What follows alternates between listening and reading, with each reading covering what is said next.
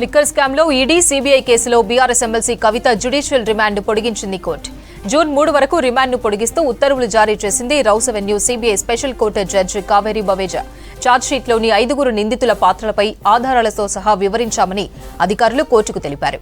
కవిత, Damodar, Prince Kumar, Arvind Singh, Charan ప్రీత్లపై 7వ supplementary chargesheet దాఖలు చేసినట్లు కోర్టుకు తెలిపారు అధికారులు.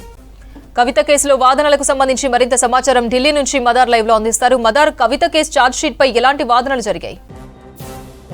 అపర్ణ, కవితకు సంబంధించి జ్యుడిషియల్ కస్టడీ ఈ రోజుతోటి ముగియడంతో మరొకసారి జ్యుడిషియల్ కస్టడీ ఎక్స్టెండ్ చేయాల్సిందిగా 2 దర్యాప్తు సంస్థలు సిబిఐ, ఈడీ 2 దర్యాప్తు సంస్థలు కూడా కోర్టును అభ్యర్థించాయి. దాంతో జూన్ 3వ తారీఖు వరకు కవితకు సంబంధించిన జ్యుడిషియల్ కస్టడీ రిమాండ్ను ఎక్స్టెండ్ చేశారు. కేసు పురోగతికి సంబంధించి నివేదికను కూడా కోర్టుకు సమర్పించారు. కోర్టు కీలక దశలో ఉంది, పురోగతిలో ఉంది కాబట్టి కవితకు సంబంధించి కస్టడీ అనేది కూడా ఎక్స్టెండ్ చేయాల్సిందిగా కోర్టును అభ్యర్థించారు. దాంతో జూన్ 3 వరకు కవితకు సంబంధించిన కస్టడీని ఎక్స్టెండ్ చేశారు. ఇక ఛార్జ్ షీట్కి సంబంధించి 7వ సప్లిమెంటరీ ఛార్జ్ షీట్ గతంలో మే 10వ తారీఖున ఫైల్ చేశారు. దాన్ని పరిగణలోకి తీసుకునేటువంటి అంశం పైన ఈరోజు వాదనలు జరిగాయి. దాంట్లో మొత్తం 7వ ఛార్జ్ షీట్లో 5 నిందితులకు సంబంధించిన అంశాలపైన పూర్తి ఆధారాలతోటి ఈ ఛార్జ్ షీట్లో పొందుపరిచినట్లుగా ఈడీ తరపు న్యాయవాది జోయబ్ హుస్సేన్ కోర్టుకు తెలిపారు. కవితతో పాటు మరొక 4 నిందితులు దామోదర్, ప్రిన్స్ కుమార్, అరవింద్ సింగ్, చరణ్ ప్రీత్లపైన 7వ ఛార్జ్ షీట్లో మొత్తంగా వీరికి సంబంధించినటువంటి పాత్రలపైన ఇన్ డీటెయిల్డ్గా వారు సేకరించినటువంటి వివరాలు కావచ్చు, అలాగే విచారణలో వారు చెప్పినటువంటి సమాధానాలు, ఇప్పటివరకు అరెస్ట్ చేసిన తర్వాత నుంచి ఇప్పటివరకు ఎదురైనటువంటి అన్ని అంశాలపైన కూడా ఇన్ డీటెయిల్ రిపోర్ట్స్ని ఛార్జ్షీట్లో పేర్కొన్నట్టుగా చెప్పారు.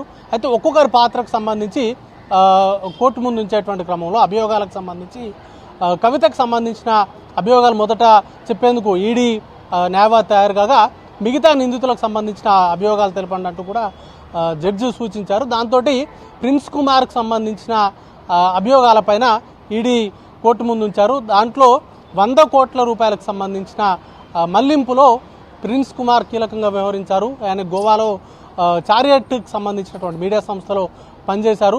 దాంట్లో 100 కోట్ల రూపాయలకు సంబంధించిన ముడుపుల్లో ఒక 16.5 లక్షల రూపాయల మేరకు హవాలా మార్గంలో ప్రిన్స్ కుమార్ పొందింది. దాంట్లో హవాలా ఆపరేటర్కి సంబంధించి కాంతి కుమార్ అనేటువంటి హవాలా ఆపరేటర్ ద్వారా ఈ మేరకు ఒకసారి 6 లక్షలు, మరొకసారి 10 లక్షల రూపాయలు ఆయనకు చేతులు మారాయి అనేది ఈడీ అభియోగించింది. వాటితో పాటు ఒక 3 నోట్లకు సంబంధించిన సీరియల్ నెంబర్స్ని హవాలాకు సంబంధించిన ట్రాన్సాక్షన్స్కు ఉపయోగించారు. వాటిని రికవరీ చేసుకున్నామనేటువంటి అంశాన్ని కోర్టుకు దృష్టికి తీసుకొచ్చారు. వాటితో పాటు ఈ కేసులో ఈ ప్రిన్స్ కుమార్కి సంబంధించినటువంటి వ్యవహారాలకు సంబంధించి ఏవైతే ఆయనకు సంబంధించిన పాత్రకు సంబంధించి వాట్సాప్ కాల్స్ కావచ్చు, అలాగే కాల్ రికార్డ్స్ అనేది కూడా రికవరీ చేశాము. వాటికి సంబంధించినటువంటి ఎవిడెన్స్ ఉన్నాయి.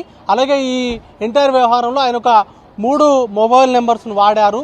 ఆ మొబైల్ నెంబర్స్కి సంబంధించి కూడా దాంట్లో మెన్షన్ చేశారు. అయితే 3 మొబైల్ నెంబర్లు ఆయన పేరు మీదే రిజిస్టర్ అయ్యాయా లేక వేరే వారి పేర్లపైన రిజిస్టర్ అయ్యాయా అనే దానిపైన జడ్జి క్వశ్చనింగ్ చేయడం జరిగింది. దానిపైన పాస్ ఓవర్ తీసుకున్నారు వాటికి సంబంధించినటువంటి వివరాలు తీసుకునేందుకు.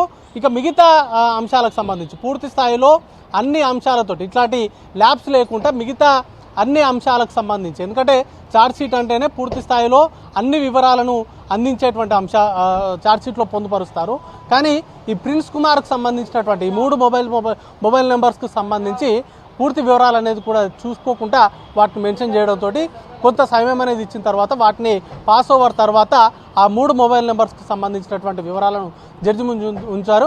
ఇక మిగతా అంశాలకు సంబంధించి మిగతా 4 నిందితుల పాత్రలకు సంబంధించి రేపు అభియోగాలకు సంబంధించినటువంటి రేపు విని రేపు కాగ్నిజెన్స్లోకి తీసుకునేటువంటి అంశం పైన నిర్ణయం తీసుకుంటామంటూ కూడా కోర్టు తెలిపింది. ఇక ఛార్జ్ షీట్ ఫైల్ చేసిన తర్వాత కవితను జైల్లో ఉంచాల్సినటువంటి జ్యుడిషియల్ కస్టడీలో ఉంచాల్సినటువంటి అవసరం లేదు కాబట్టి కవితను విడుదల చేయాలంటూ కూడా కవిత తరపు న్యాయవాది వాదనలు వినిపించారు.